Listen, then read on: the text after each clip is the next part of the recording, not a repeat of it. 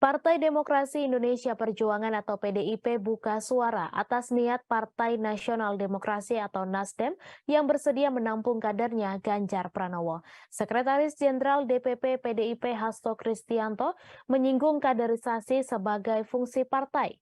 Ia juga tegas mengatakan tak setuju atas langkah Partai Nasdem yang ingin mengusung Ganjar untuk dipasangkan dengan capresnya Anies Baswedan.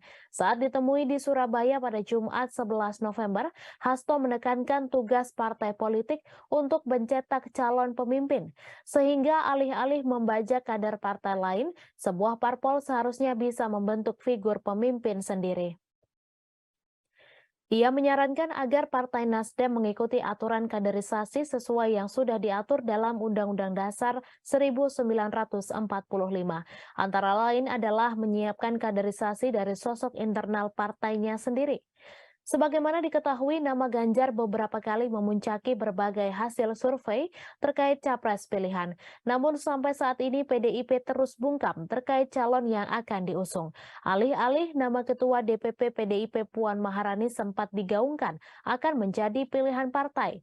Terkait hal ini, Hasto menyatakan masih belum bisa memberi keterangan lantaran menunggu keputusan Ketua Umum PDIP Megawati Soekarno Putri.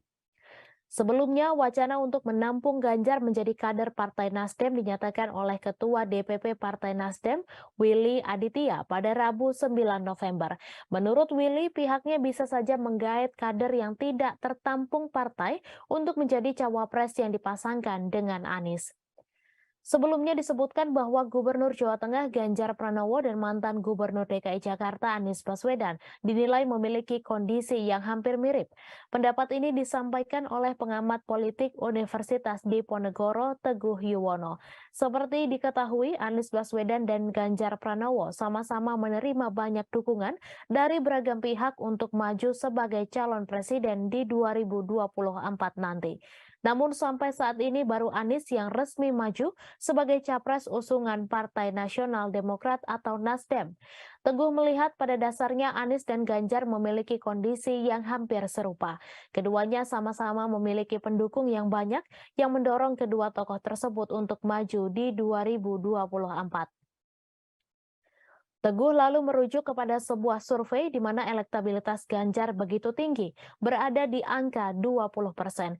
Belum lama ini Ganjar sempat ditegur oleh PDIP karena statementnya soal siap menjadi Capres 2024.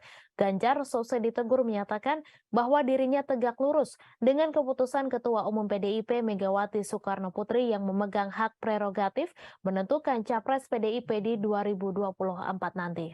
Terima kasih sudah nonton. Jangan lupa like, subscribe, dan share ya.